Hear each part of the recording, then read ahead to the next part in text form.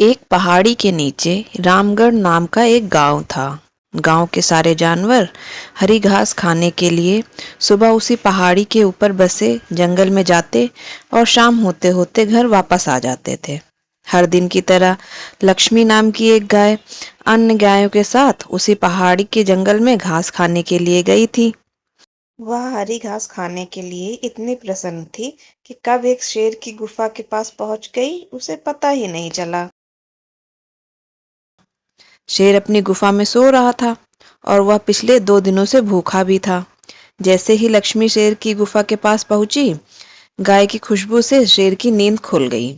वह शेर धीरे धीरे गुफा से बाहर आया और गुफा के बाहर आकर गाय देखकर खुश हो गया।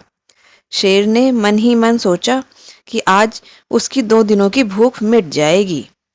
वह एक तंदुरुस्त गाय का ताजा मांस खाएगा और यह सोचकर उसने एक तेज दहाड़ लगाई। लक्ष्मी शेर की दहाड़ सुनकर डर गई। जब वह अपने आसपास देखती है तो दूर दूर तक उसको कोई दूसरी गाय नहीं दिखी। जब वह हिम्मत करके पीछे मुड़ी तो उसने सामने शेर को खड़ा हुआ पाया।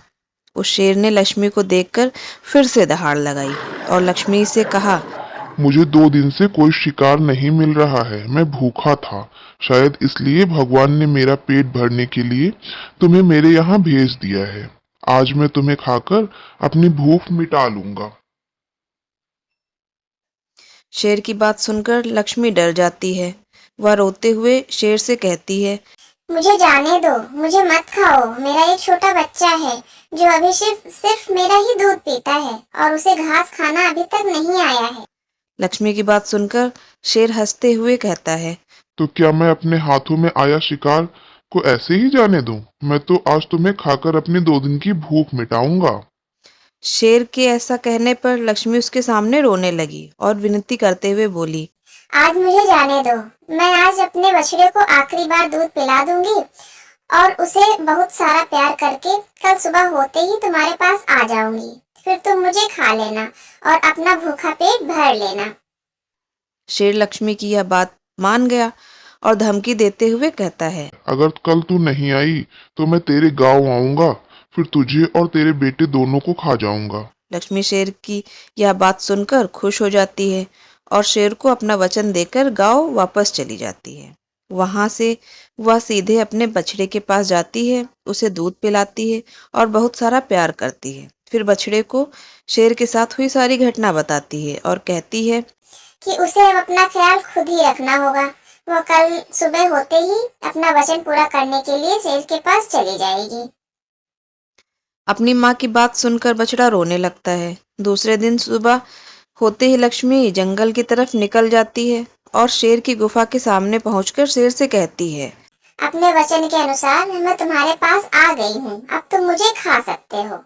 गाय की आवाज सुनकर शेर अपनी गुफा से बाहर निकल कर आता है और भगवान के अवतार में प्रकट होता है। वह लक्ष्मी से कहता है, मैं तो बस तुम्हारी परीक्षा ले रहा था।